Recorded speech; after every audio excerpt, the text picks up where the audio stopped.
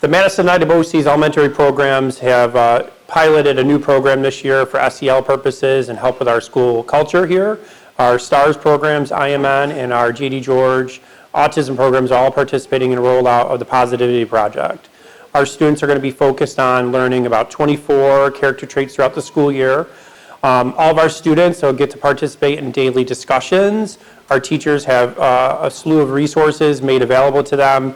So each week I record a principal's message, which really hones in on the T topic for the week and the character strength.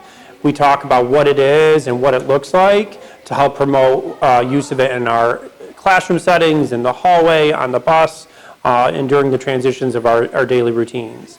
My class, we do it every morning so that we set the tone for the morning, for the day, talk about what specific skills we're going to practice throughout the day. So we always wrap up the end of the lesson after we've done the activity or watched the video. We always wrap it up with going around, okay, so what are you going to do today? The kids really get into it and they're very involved and very good with it.